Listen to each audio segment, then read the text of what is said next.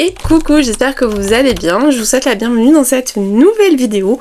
On est le lundi 12 mai.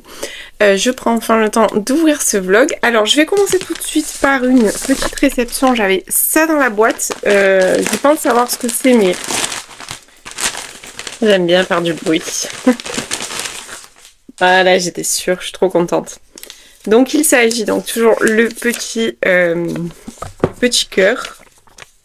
Et dedans j'ai... Ah, il y a le marque-page en fait où il y a les 3 dessus. Je vous montre, hop, voilà, qui fait focus. Donc il s'agit de Hacked Revenge d'Elodie Solar. Alors il est à paraître, je crois, si je dis pas de bêtises, je crois qu'il sort, oui, c'est ça, le 15 mai. Et c'est le tome 3 de la saga The Wolf Legacy. Je l'attendais avec impatience, j'ai vraiment beaucoup trop hâte. Donc c'est le dernier frère. Et ces couvertures, je suis beaucoup trop fan. Alors je vous lis pas le résumé parce que j'ai pas du tout envie en fait de le lire. Je l'ai pas lu et j'ai pas l'intention de le lire. Mais toujours est-il que The Wolf Legacy en fait c'est une saga dans laquelle on va faire la rencontre de 3 frères. 3 frères qui sont un petit peu...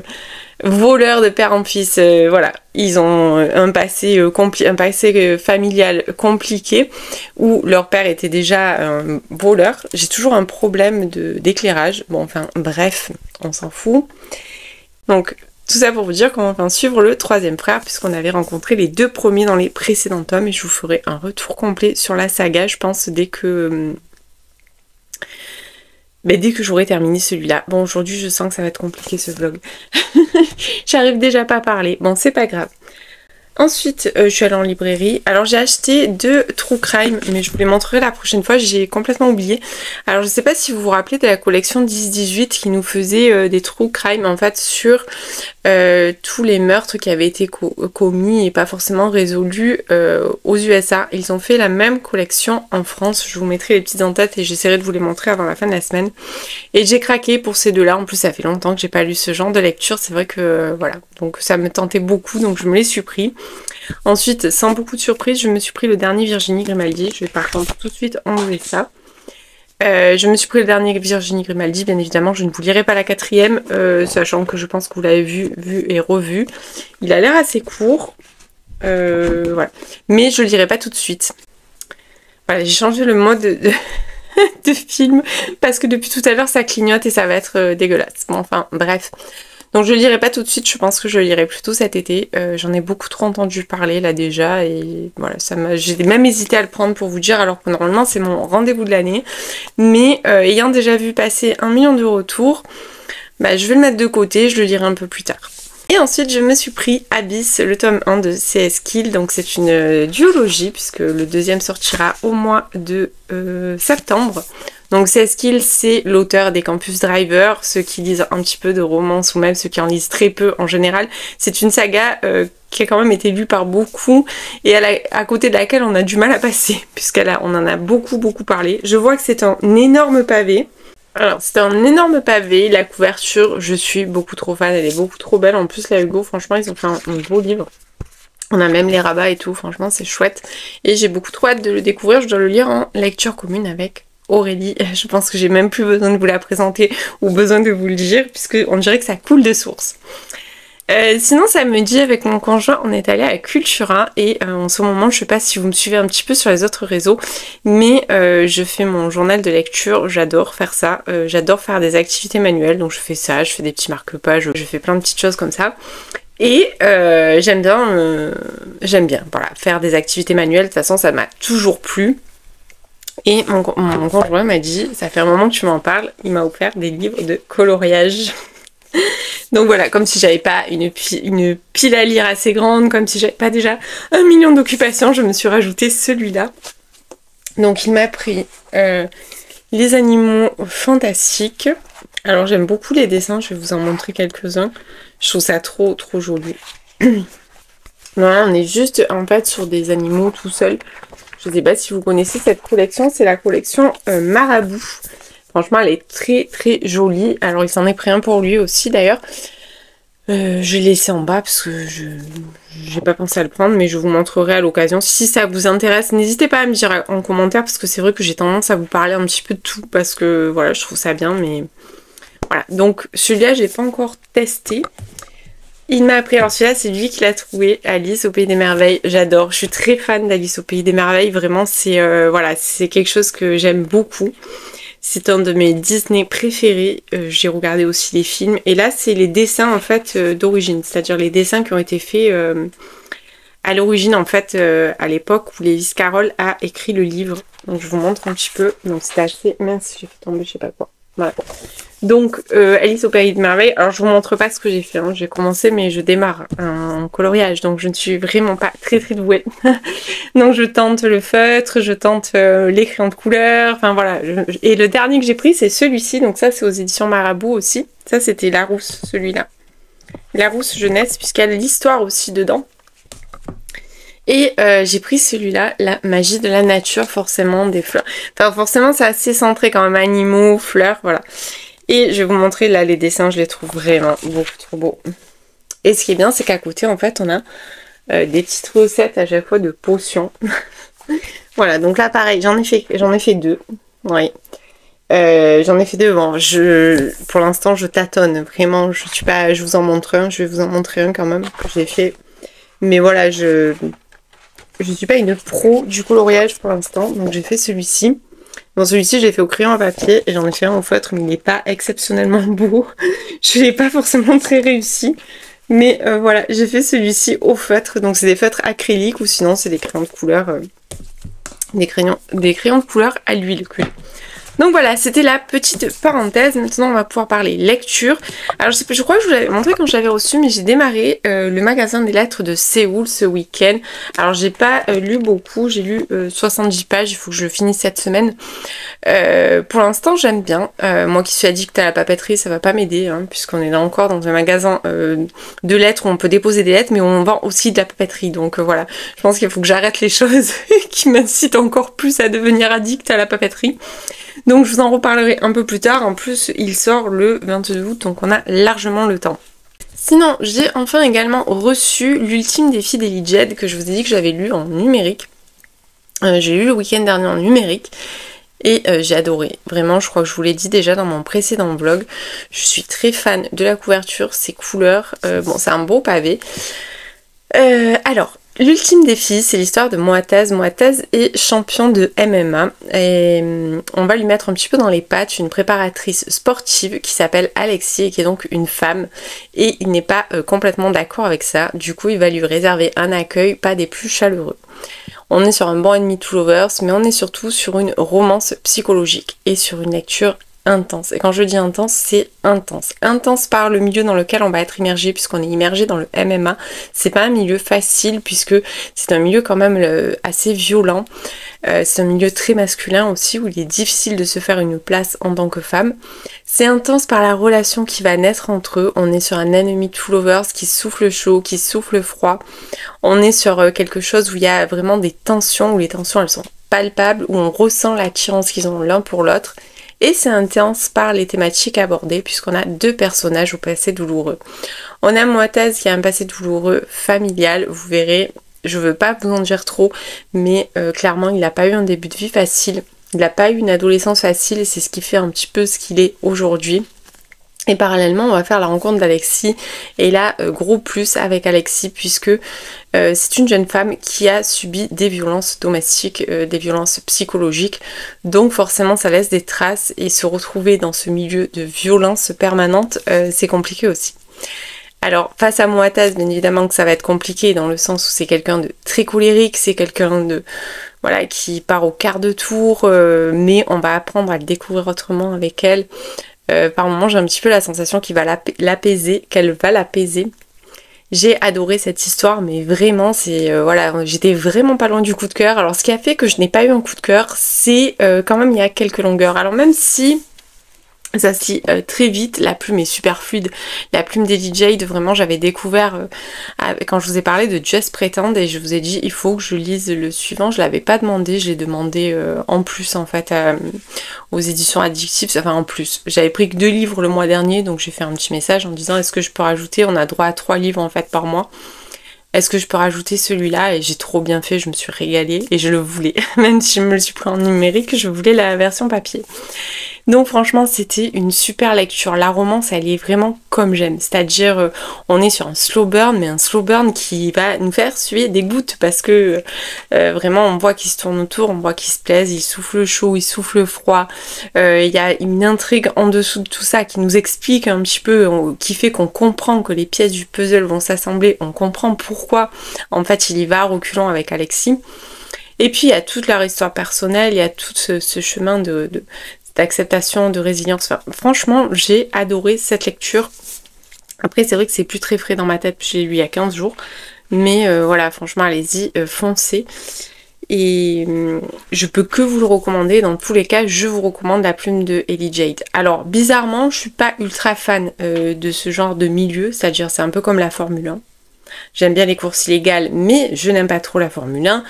Au même titre, et je viens de finir d'ailleurs celui-ci, et j'aime bien les combats illégaux, mais pas forcément les combats légaux, hein, voilà. Mais franchement, allez-y, c'est une très bonne romance psychologique où les personnages ils sont vraiment creusés, et c'est ça que j'ai aimé. Alors il n'y a pas une grosse intrigue dessous comme on trouve maintenant dans la plupart des romances, mais moi j'ai aimé en fait le fait que les personnages sont vraiment travaillés, les personnages sont vraiment creusés et ça donne du relief à l'histoire et ça nous donne envie de tourner les pages, ça nous donne envie, on a l'impression de les connaître à la fin. J'ai vraiment aimé, c'était vraiment très très beau comme lecture. Donc ensuite comme je vous disais, j'ai terminé le tome 2 de la saga Pole Position, donc il s'agit de Lorenzo Moretti. Dans ce tome nous allons donc faire la rencontre de Lorenzo Moretti, évidemment. Non mais sérieusement. Donc Lorenzo c'est un petit peu le second de cette Scuderia. Le second pilote, puisque Clay Johnson c'est un petit peu la tête d'affiche quand même de cette écurie. Et il y a June qui va débarquer d'Amérique. Et June elle est là pour faire un reportage en fait sur ce pilote, sur Lorenzo Moretti. Sauf que bien évidemment, en tant que bonne journaliste qui se respecte, elle cherche bien évidemment à trouver, à gratter toutes les choses les plus... voilà, les scoops qu'elle pourrait trouver sur ce pilote. Sauf qu'il n'y a rien. Alors j'ai beaucoup aimé, j'ai eu du mal au départ à rentrer dedans, j'ai trouvé le départ un petit peu long, et puis après d'un coup ça s'accélère. Alors ça vient du slow burn, parce qu'on est sur un Enemy to Lovers avec un slow burn comme dans le premier, c'est-à-dire vraiment on est sur le même schéma que dans le premier. Ici on est plus encore, je trouve que c'est encore plus rom-com que le premier, mais moi le slow burn vous savez que il faut que ça soit vraiment très intense, c'est à dire que même si ça me fait rire, même si au bout d'un moment ça me fatigue en fait, voilà, au bout d'un moment je m'épuise avec les slow burn en fait, et là j'en ai lu beaucoup d'affilée, donc je pense qu'à un moment donné je dis stop. Alors ce que j'ai aimé en fait c'est le personnage de Lorenzo, je pense qu'il fait vraiment tout le livre, c'est quelqu'un qui paraît très drôle, très sûr de lui, qui est toujours à faire des plaisanteries, à faire des blagues, mais en fait il cache un terrible secret, c'est pas vraiment un secret, c'est plutôt un drame familial. Je ne veux pas trop vous le dévoiler parce que c'est vrai que moi je le savais pas forcément et j'ai bien aimé le découvrir. June, quant à elle, c'est quelqu'un de pétillant, c'est quelqu'un qui a envie de réussir aussi, et elle va débarquer ici avec l'objectif de faire vraiment son reportage, sauf que ce qu'elle n'avait pas prévu bien évidemment, c'est de tomber amoureuse du pilote. Voilà, on est dans ce schéma-là. J'ai bien aimé la fin était mignonne, un petit peu tirée par les cheveux, mais ça va. J'ai passé un bon moment dans l'ensemble. Après, c'est pas un coup de cœur. Franchement, j'ai préféré le 1, je suis honnête. Même si là, le personnage de Lorenzo est peut-être plus creusé, plus profond que ce qu'on avait avec Clay Johnson. J'ai préféré la première histoire. Là, il y a eu un moment donné, en fait, où on était vraiment dans trop drôle, trop de blagues, trop de choses. Voilà, c'était trop. Voilà. Mais après ça reste une saga agréable, j'ai aimé retrouver les anciens, retrouver Clay, retrouver Amy, retrouver Ricardo et Gabriella. D'ailleurs dans le prochain tome nous allons rencontrer Ricardo et Gabriella, et celui-là je peux vous dire que par contre je l'attends de pied ferme, il me tente beaucoup parce qu'au vu des tempéraments des deux je pense que ça va donner. Donc voilà, ça c'était pour cette petite saga qui est disponible chez Talent Roman.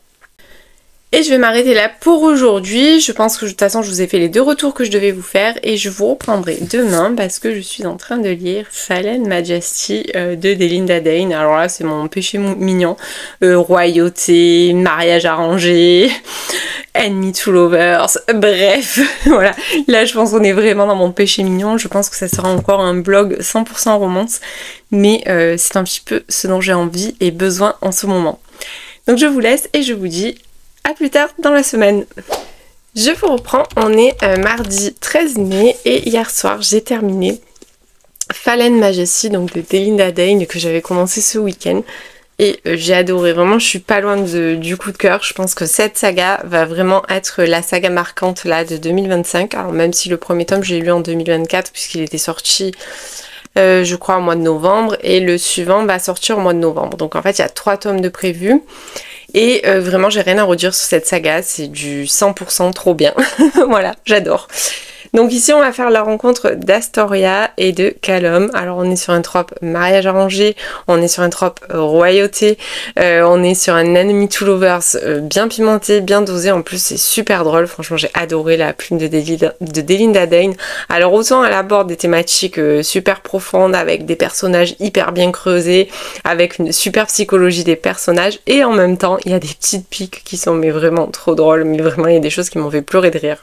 Donc ici on va faire la rencontre de Callum. Donc Callum c'est l'héritier du trône de Suède et Astoria c'est l'héritière du trône du Liechtenstein. Excusez-moi pour la prononciation mais c'est beaucoup trop dur à prononcer. Donc ils se connaissent depuis la fac puisqu'ils se sont tous rencontrés. Donc Damien qu'on rencontre dans le premier tome, Ismaël qu'on va rencontrer dans le troisième, et tous les deux. Ils sont dit être les meilleurs ennemis, mais on voit bien dès le départ qu'ils passent leur temps à prendre soin l'un de l'autre. C'est quand même assez particulier la relation qu'ils ont.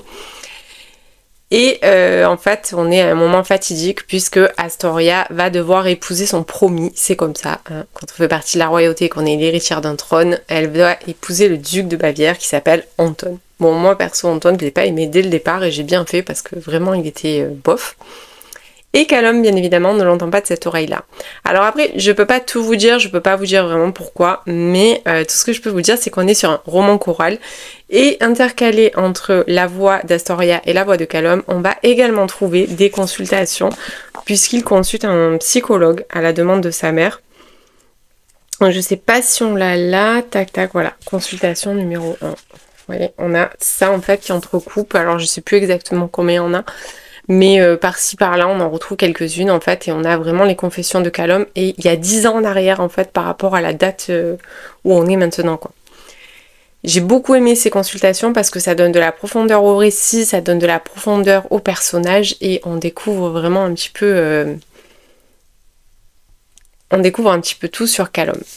La romance, elle est waouh, j'adore, c'est exactement ce que j'aime. Donc Enemy to Lovers avec ce côté mariage arrangé, puisqu'en fait il va lui proposer un pacte pour pas qu'elle ait à épouser Anton, mais on sent les tensions entre eux, on sent qu'ils s'attirent, on sent qu'il y a un lien, un fil conduit, un lien invisible un petit peu entre eux qui les maintient, qui fait qu'ils sont vraiment très très proches. Et j'ai adoré. Franchement, j'ai adoré cette histoire. Voilà, à la fin, là, je pouvais plus lâcher parce que, comme dans toutes les romances, il y a toujours ce petit moment où tout va bien et puis d'un coup, tout capote. Et franchement, j'avais mais non et tout, mais pourquoi? Enfin voilà, franchement, c'était top.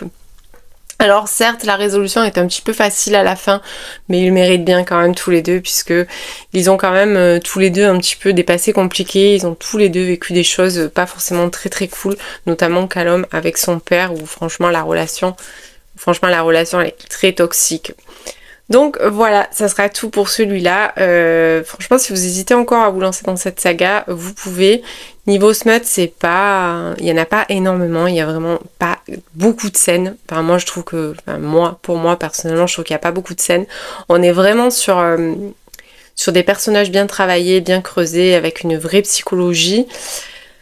Et puis voilà, c'est la royauté quand même, franchement moi j'adore, je suis beaucoup trop fan. Donc voilà, c'est fini, maintenant il va falloir attendre le mois de novembre pour avoir le tome final, donc qui concerne Ismaël.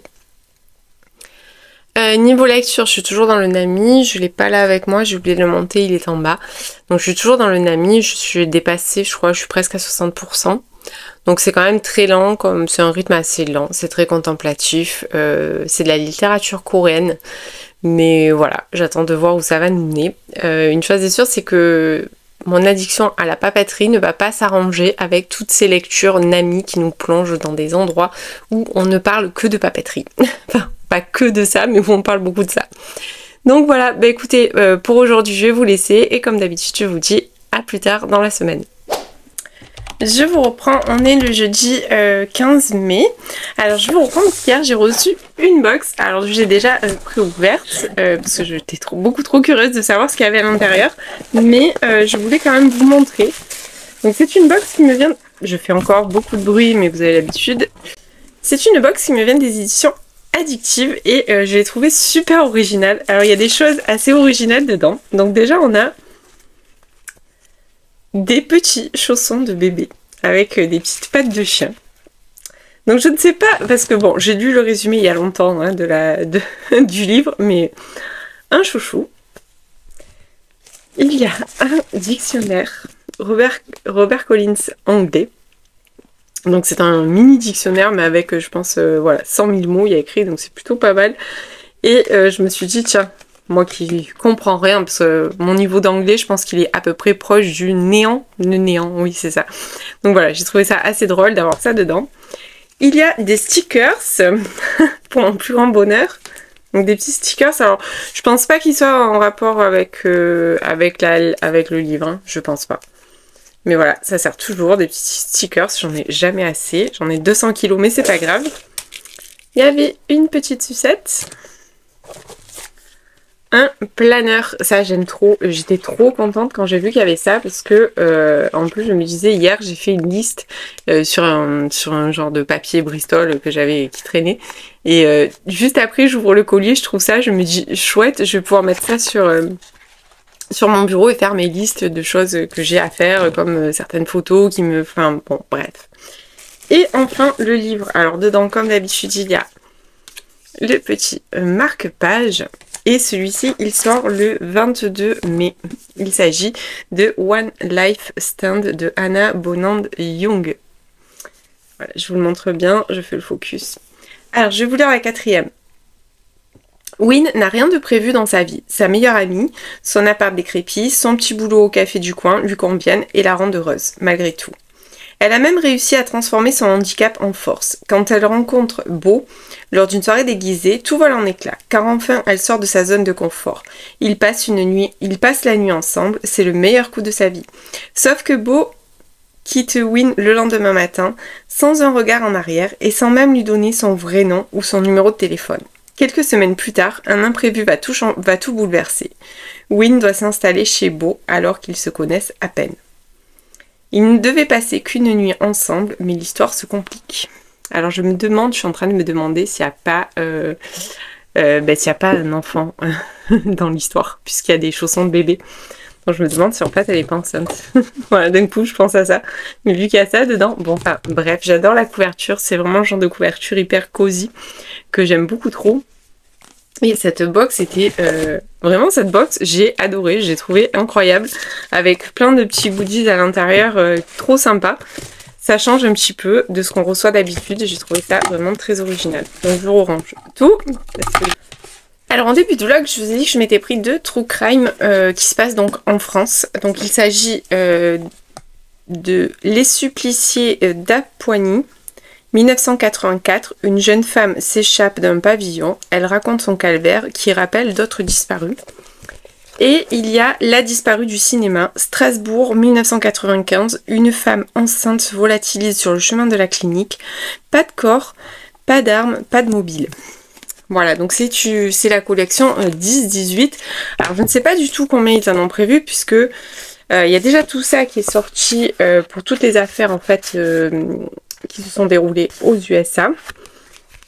Mais là pour l'instant il n'y en a pas plus en fait qui sont sortis.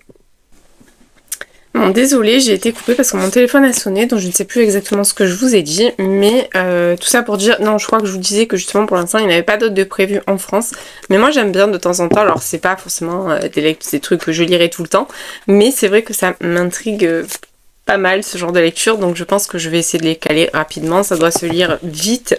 Je sais que ceux de la collection États-Unis se lisent assez vite puisqu'ils font moins de 200 pages et c'est écrit, voilà, c'est écrit relativement gros, donc en général c'est quelque chose que j'arrive à lire sur une soirée. Donc dès que je les aurai lus, bien évidemment, je vous en reparlerai. Côté lecture, j'ai terminé Le Nami, je l'ai terminé hier, je vous en reparlerai quand il sort, puisque c'est un livre qui sort au mois d'août pour la rentrée littéraire. On est sur un roman coréen et on est sur un rythme assez lent. C'est un livre qui est assez contemplatif.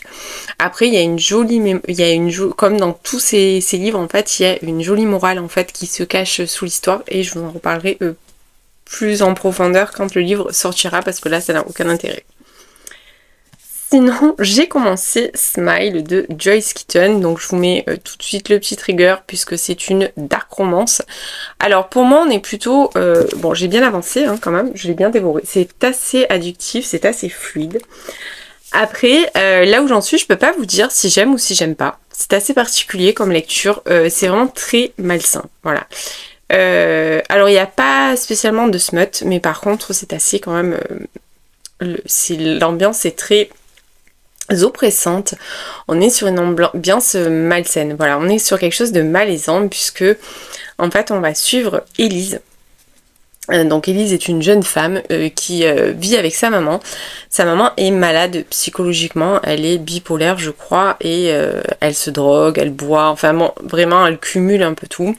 Élise prend là une décision assez radicale, elle veut la faire hospitaliser de force pour la désintoxiquer, pour la soigner, pour qu'elle prenne enfin ses médicaments et qu'elle arrive un petit peu en fait à sortir de tout ça. Sauf qu'elle va s'échapper en fait de l'hôpital psychiatrique dans lequel elle est internée de force. Et de là en fait, Élise est un peu prête à tout pour récupérer sa mère puisqu'elle n'a dans sa vie que son chien et sa mère. En fait, elle a voué toute sa vie à sa mère puisque sa mère a toujours été malade. Donc en fait, elle a toujours un petit peu joué ce rôle de maman pour sa mère. Et elle va tout faire pour la retrouver et elle va se rendre compte en fait que sa mère à un moment donné était avec quelqu'un qui était dans une secte, une communauté, je ne sais pas vraiment. Alors on peut parler de secte ou de communauté, je vous avoue que c'est pour ça à la base que ce livre me tentait par rapport au fait que justement on parlait de secte et de communauté. Parce que c'est un sujet qui me... Alors qui à la fois m'intéresse, c'est-à-dire dans le sens où ça m'appelle parce que je suis toujours curieuse en fait de savoir le mécanisme qui peut pousser les gens à être enrôlés dans ce genre de choses, mais en même temps c'est quelque chose qui me met très mal à l'aise parce que j'ai beaucoup de mal en fait avec ça. Je sais pas comment vous le dire avec des mots, enfin je sais pas comment vraiment vous l'exprimer pour que vous le compreniez, mais moi c'est quelque chose qui met mal à l'aise dans le sens où je suis pas quelqu'un d'influençable, sauf pour les livres, mais ça c'est différent. Mais je veux dire dans ma vie, dans ma vraie vie, même si je reste avec des gens par exemple qui vont me dire que le ciel est noir, moi si je vois que le ciel il est bleu, je dirais que le ciel il est bleu. Je sais pas si vous arrivez un petit peu, je suis pas quelqu'un d'influençable, c'est-à-dire que quand j'ai une idée dans la tête, je vais jusqu'au bout, mais c'est souvent mon idée, c'est pas quelqu'un qui me l'a soufflé ou c'est pas... Voilà, j'ai un caractère assez particulier, je suis assez têtue d'ailleurs je dirais, et quand j'ai une idée dans la tête en général, je fonce et j'y vais même si je sais que je vais me prendre un mur, c'est-à-dire que par exemple... voilà, c'est comme ça, c'est mon tempérament. Après, bizarrement, j'ai un côté un petit peu perché, un petit peu rêveur, mais en même temps, je suis très terre à terre et très, on va dire, lucide sur les choses. Donc, j'ai beaucoup de mal, en fait, à comprendre quel peut être le cheminement pour se laisser totalement endoctriner. Alors là, pour moi, bon, je suis, comme je vous dis, je suis à plus de la moitié. Pour moi, il est pas vraiment, c'est pas vraiment une secte à proprement parler, comme on a vu parfois passer des choses, en fait, à la télé, sur certaines sectes. Je citerai pas les noms ni les endroits, mais bon, voilà, vous savez, je pense de quoi je parle. Pour moi, j'ai plutôt la sensation d'une communauté un peu particulière, d'une communauté surtout d'une extrême violence, avec... une personne à la tête de cette communauté qui est d'une violence rare, qui est manipulateur, qui est atroce. J'accroche pas du tout avec le personnage masculin. Vraiment, j'ai beaucoup de mal avec ce personnage. Je le trouve vraiment, voilà, odieux. Pour moi, il a rien qui puisse m'attirer ou voilà. Donc là, on est vraiment plus sur une communauté, une organisation, mais une organisation criminelle. Voilà, où il tue, il y a de la drogue à profusion. C'est pour ça que je vous dis attention au trigger warning, parce qu'il n'y a pas forcément de scène de smut. Pour l'instant, il y a eu une scène, mais c'était même pas vraiment, c'était plus de la suggestion. Mais par contre, voilà, on y parle de drogue, on y parle de meurtre. Rien que le prologue, au départ, j'ai lu le prologue, j'ai dit ouais, je sais pas, finalement, je suis pas sûre que je vais continuer. Bon, après, j'ai continué. Le personnage féminin, Élise, elle m'exaspère un peu aussi. J'avoue que j'accroche pas vraiment avec le caractère des personnages, dans le sens où lui, bon, il est complètement dérangé.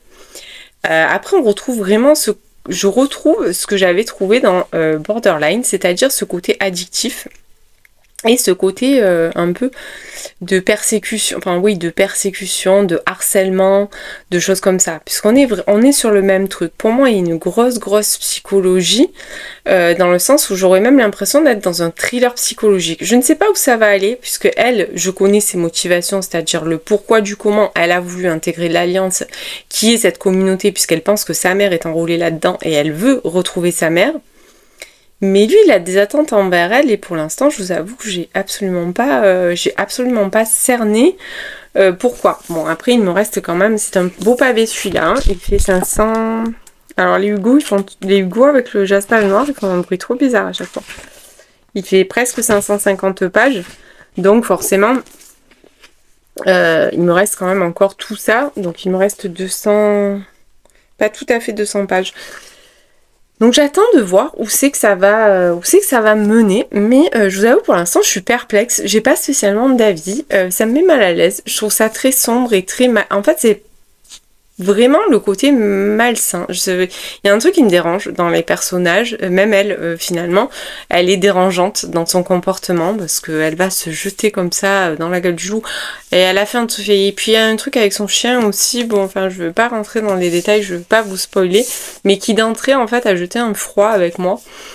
Pas qu'elle maltraite son chien, enfin non, elle a pas maltraité son chien ou elle a pas tué son chien, mais vous verrez, enfin il y a un truc avec le chien qui m'a mise mal à l'aise, c'est un peu ma limite en fait, ma limite dans la lecture, alors ça va peut-être paraître bizarre à beaucoup, mais ma limite dans la lecture c'est vraiment les animaux. J'ai vraiment un problème avec ça, c'est comme quand je regarde un film, il y a tout le monde qui meurt, bon ben je regarde, ok, oui, Pusher il est mort, puis il y a le chien qui meurt, et là c'est le désastre, je suis capable d'arrêter de regarder le film. Donc voilà, bon là le chien est pas mort, hein. Enfin pour l'instant non, j'ose espérer qu'il ne va pas mourir, mais voilà, il y a un truc avec le chien qui m'a un petit peu perturbée. Et j'avoue que même à un moment donné, je me suis dit là, si ça tourne vinaigre direct, j'arrête. Voilà. Bon, je veux connaître la fin de toute façon maintenant, quoi qu'il arrive, mais je vous avoue que ce livre me perturbe vraiment. C'est pour ça que je dis, attention, trigger warning. J'avais envie de le lire parce que secte, parce que cette communauté. J'avais envie de le lire aussi parce que j'avais vraiment aimé le tome 1 de Borderline. Alors même si pareil, c'était hyper toxique, c'était hyper malsain, j'aimais bien la plume de l'auteur et ça m'avait donné envie d'y revenir. Mais voilà, bon la couverture est par contre trop belle. Mais je vous mets quand même en garde. Alors malheureusement vous n'aurez pas mon avis final dans ce vlog puisqu'on est jeudi et il faut absolument, je suis très en retard encore une fois. Je suis même pas sûre que j'aurai la possibilité qu'il soit pour demain matin, il sera peut-être dans la journée, mais bon c'est pas grave, si vous êtes arrivé là c'est que vous l'avez regardé, donc c'est qu'il était bien en ligne à un moment donné. Encore une fois, je vous remercie. Je suis très en retard pour répondre à vos commentaires. En ce moment, alors je continue à publier, je continue à enregistrer, je continue à faire toute la création de contenu, mais je vous avoue que j'ai un petit peu déserté les réseaux. Je prends beaucoup moins de temps qu'avant, je passe beaucoup moins de temps qu'avant à répondre à tout ça. Alors c'est pas méchant, puisque si vous m'envoyez un message privé sur Insta, je vous répondrai, il n'y a aucun souci. Mais c'est vrai que voilà, j'ai pas pris le temps. Je lis les commentaires, je lis tout. J'ose pas liker sans vous répondre, et en même temps en ce moment j'ai pas forcément le temps entre le boulot, la maison, l'extérieur, enfin voilà, je me sens un petit peu, je vous avoue, je suis un petit peu dépassée par les événements. Mais le cœur y est, je vous assure, je suis toujours ravie quand je vois vos messages. Ça me fait toujours tellement plaisir de voir que vous êtes au rendez-vous. Si vous êtes arrivé à la fin de cette vidéo, je vous remercie et je vous invite à mettre une petite fleur, puisque ça y est, mes nénuphars ont enfin fait des fleurs dans le jardin. Je crois que je vous l'ai dit déjà, je ne sais plus, bon enfin c'est pas grave.